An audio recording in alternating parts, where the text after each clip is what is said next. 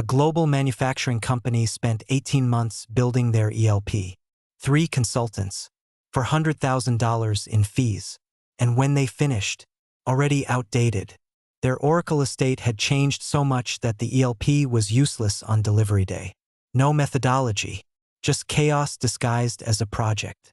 Today, I'm giving you the exact 4-step methodology that turns ELP building from an 18-month nightmare into a 6-week process. I'm Shubh, the license nerd, and this is episode 2 of the ELP Masterclass. In episode 1, I covered what an ELP is and the 7 prerequisites. If you haven't watched that, go back first. Today is execution. 4 steps that produce a reliable, defensible ELP every time. Step 1. Entitlement analysis. Step 2. Deployment discovery. Step 3. Reconciliation. Step 4. Optimization and remediation. Each step feeds the next. Skip one and the whole thing collapses. Step 1. Entitlement analysis. What do we legally own? Sounds simple. It's not. Your entitlements are scattered everywhere. Procurement has purchase orders from 5 years ago. IT has license keys in a spreadsheet. Legal has master agreements in a filing cabinet. Finance has invoices referencing products nobody recognizes. The vendor portal shows a different number than all of them. Your job: hunt down every piece of entitlement evidence and consolidate it into one document, the entitlement register. Where do you find entitlements? 6 sources. Vendor portals like VLSC, Passport Advantage, Oracle's portal. Purchase orders from procurement. Reseller transaction histories. Original license certificates. Enterprise agreement documents from legal. And M&A due diligence records. No single source has the complete picture.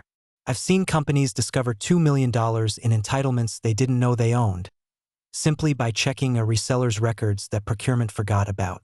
For each entitlement, capture these data points: product name, edition, version, license metric, per user, per device, per core, per PVU, quantity purchased, agreement type, perpetual, subscription, OEM, or bundled, usage rights, downgrade, virtualization, disaster recovery, and maintenance status. Is software assurance active? Active maintenance unlocks additional rights that change your position dramatically. One company missed $3 million in savings because they didn't realize software assurance gave them unlimited virtualization rights for SQL Server. Step 2. Deployment discovery. What's actually installed and running? Technology does the heavy lifting here. 2 types of scanning. Agent-based. Software on each device reporting continuously. Most accurate. Agentless. Network scanning that discovers remotely, less intrusive but can miss things. My recommendation? Use both. Agent-based for critical servers. Agentless for everything else. Target: 95% or higher coverage. Discovery tools in the real world. Microsoft, SCCM or Intune. IBM, ILMT, mandatory for subcapacity. Oracle LMS scripts or Flexera. Multivendor, Flexera 1, Snow, ServiceNow SAM, Certero. Here's the critical mistake. Companies deploy discovery in production only. They forget dev, test, staging, DR, and training. All of those need licenses. Auditors check all of them. If discovery only covers production, your ELP is incomplete. Period. Discovery must also capture hardware data. Why? Modern licensing is hardware dependent. IBM PVU depends on processor type and cores. Oracle uses core factors. Microsoft SQL licenses by physical cores. VMware licenses by CPU socket. If you don't know your cores, sockets, and virtualization topology, you cannot calculate license requirements. The output of Step 2, your deployment register every piece of software on what hardware in what configuration across every environment. Step 3, reconciliation. The magic happens here. Entitlement register meets deployment register. One question: do we own enough to cover what's deployed? Simple question. Incredibly complex answer. You apply metric calculations, converting cores to license quantities. Use rights like software assurance benefits. virtualization rules for mobility rights, bundling rules for included products, and downgrade rights for older versions under newer licenses. Let me show you a real reconciliation example. A company has 500 installations of Microsoft Office. Their entitlement register shows 450 licenses of Office Professional Plus with active software assurance. Simple math says they're 50 licenses short, right? Wrong. Because software assurance includes home use rights, which means some of those 500 installations might be legitimate home use copies. And some of those installations might be on shared devices that qualify for device-based licensing instead of user-based. And some might be covered by Microsoft 365 E3 subscriptions that include Office. After proper reconciliation applying all the rules, they were actually over-licensed by 30 copies. That's $15,000 in annual savings they didn't know they had. This is why reconciliation requires expertise, not just arithmetic. The output is your ELP report. 3 statuses per product. Green, compliant or over-licensed. Amber, at risk close to the line. Red, non-compliant, audit exposure. Crucially, quantify each gap in dollars. Not just 50 licenses short, but $175,000 in compliance exposure at list price. This financial quantification turns a technical document into a business decision tool that executives actually care about. Step 4. Optimization and remediation. You know where you stand. Now turn compliance risk into savings. Under licensed, for options. Purchase more, uninstall unused, reassign from over-licensed products, or negotiate below list price. Over-licensed, 3 options. Harvest and redeploy, reduce renewal quantities, or use as negotiation leverage for better pricing on new purchases. Here's the optimization secret that saves companies millions. Most organizations find that 15 to 30% of their installed software is shelfware. Nobody uses it. It just sits there, consuming licenses. By identifying shelfware through usage metering and reclaiming those licenses, you can close compliance gaps without spending a single dollar on new purchases.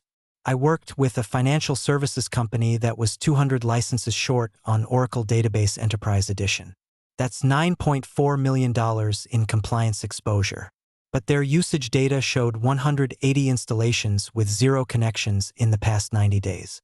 They uninstalled those 180 zombie installations, closed the gap entirely, and saved $9.4 million. 0 additional spend. That's the power of Step 4. Now let me give you the timeline. How long should each step actually take? For a single vendor ELP covering a mid-size organization, here's the realistic timeline. Step 1.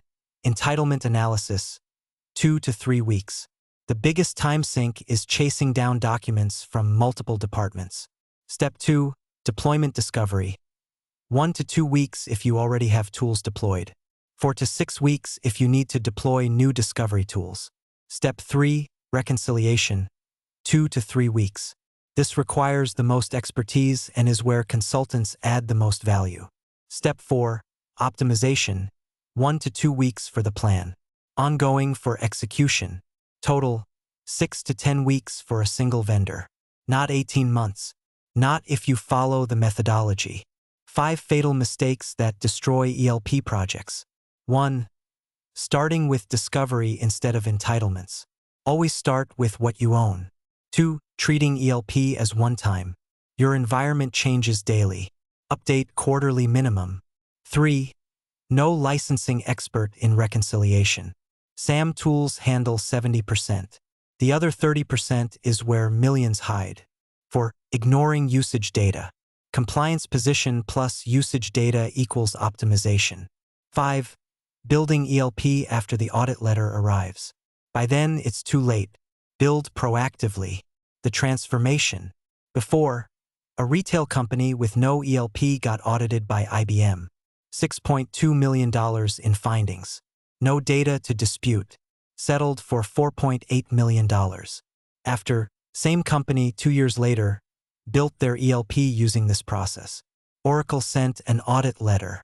They already knew their position. 12 under-licensed products worth $890,000. but $1.2 million in over-licensing to harvest.